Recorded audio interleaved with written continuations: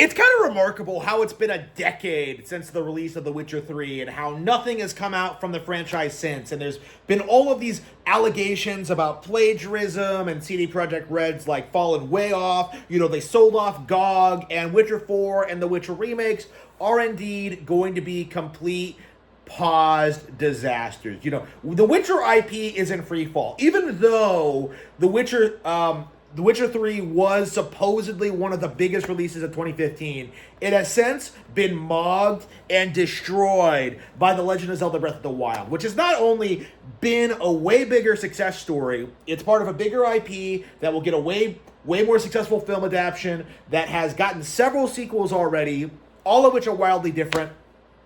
The Witcher is, I think, gonna go down in history as like probably the last time ever we'll go through this song and dance where we see some random AAA RPG come out and the masses just bleed on about how it's good and how it's like way better than anything Nintendo's doing.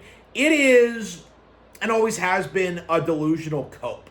Okay, this can be traced back to like the Final Fantasy VII days, right? Where we were told by the industry that like, no, Final Fantasy VII is way better than Ocarina of Time. It has way more mature characters and waifus, and it's such a better game. And like the reality is, Ocarina of Time is still relevant today, and Final Fantasy VII is not. You know, that's the difference, okay? Something like Breath of the Wild is going to be played and enjoyed long after The Witcher 3 stops being relevant.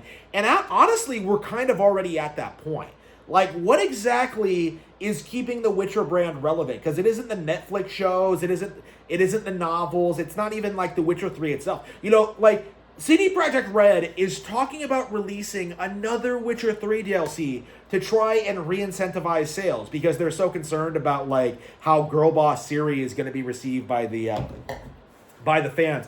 Like, what you're getting is just a complete and total disaster from this product, and you're still seeing people refuse to admit it, okay? Like, you're still seeing people say that like The Witcher 3 is like one of the best RPGs ever.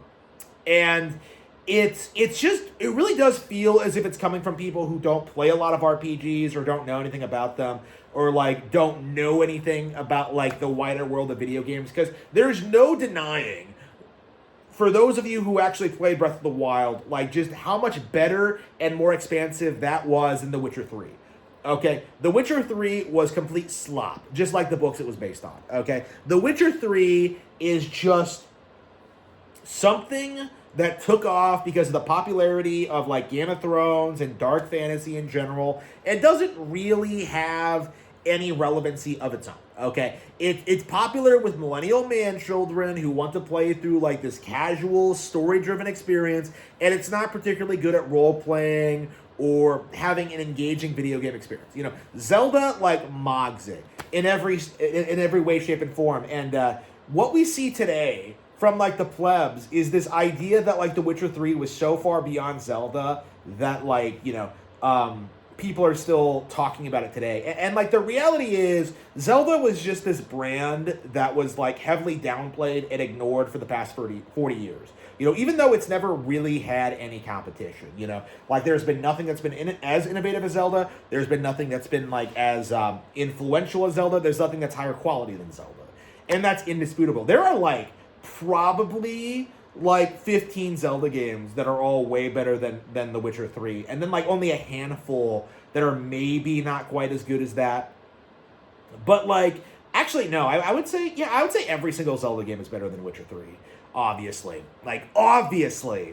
But the simple fact of the matter is that like every single like the simple fact of the matter is, Witcher 3 fans don't play Zelda, they don't know anything about Zelda. All they see is mature adult dark fantasy versus Nintendo game. And of course they're gonna side with the mature dark fantasy because like, well, like, I'm an adult, I'm a grown man. Like, this has to be the better product. And it's just not.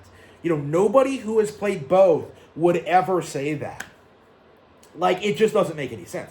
But that's the problem. That's been the reoccurring issue when it comes to Nintendo products, is that the people who are critical of them and glaze other things like they don't play Nintendo products, and in a lot of cases, they don't play the other things either. This has been like a real problem when it comes to Elden Ring or Cyberpunk 2077 or like Grand Theft Auto 6 or like Witcher 3 or Halo or Call of Duty. Like, a lot of these people will play this game for like the first couple of hours, think it's the greatest thing ever, and then never pick it up again. Like Skyrim is a really good example, because of the way that game is structured.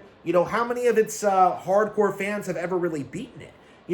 Like when you really look at like, the typical play patterns of like the average Skyrim player, they always do that thing where they start over, do a completely different build and then stop at a certain point.